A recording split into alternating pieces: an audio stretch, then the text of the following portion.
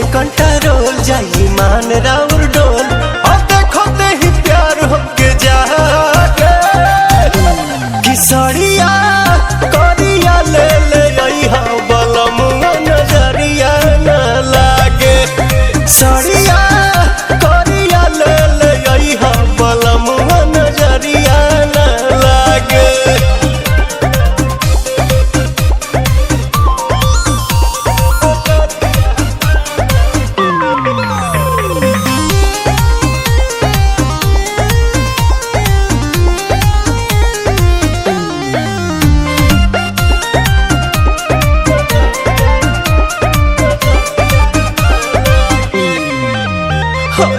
जाई बजारिया ए हो सवरिया पूरा कदी फरमाइश ख्वाइश हमारा दिल के राजा जी बुझी फील के जब पारे पिया नैन रउआ हो जाई बेचैन बैठवले रही अपना आगे किसरिया करिया ले ले आई हा बलमुआ नजरिया न लागे सरिया करिया ले ले आई हा बलमुआ नजरिया न लागे।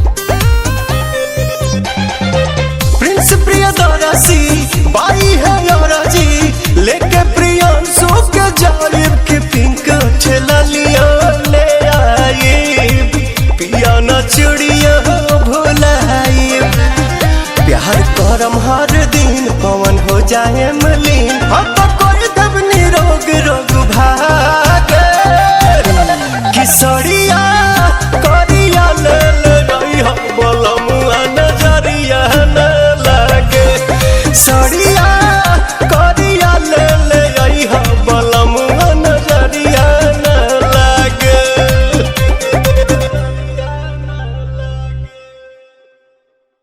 नमस्कार, मैं हूं आप लोग का महेश मनमानी और ये मेरा डांस क्लास है और आप देख रहे होंगे मेरे सभी छोटे छोटे प्यारे स्टूडेंट हैं। आप लोग देखे होंगे बहुत सारे बड़े लड़कों लड़कियों सबके साथ में मैं वीडियो बनाता हूं, लेकिन सोचा गया कि इनके साथ भी वीडियो बनाया जाए। ये सब भी सीखते हैं हमारे यहाँ पे, बहुत ही कम समय में ये लोग इम्प्रूव कर रहे हैं। अब किसी को 1 ही महीना हुआ है, कोई 1.5 महीने से, कोई 2 महीने से, कोई 4 महीने से भी है।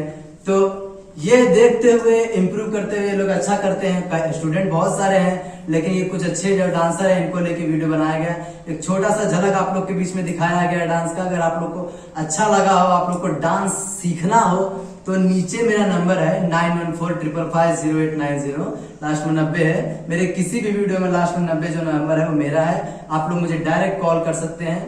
ये मेरा डांस क्लास मुंबई में नाला सोपारा में है, नाला सोपारा ईस्ट में संतोष भवन में। आप लोग को सीखना हो तो फोन करिएगा। और एक बात और, आपको वीडियो को बढ़िया लगा हो तो हमारे चैनल को वीडियो को लाइक करें, कमेंट करें, शेयर करें और सब्सक्राइब करें। बोले बच्चों, हाय हाय किसरिया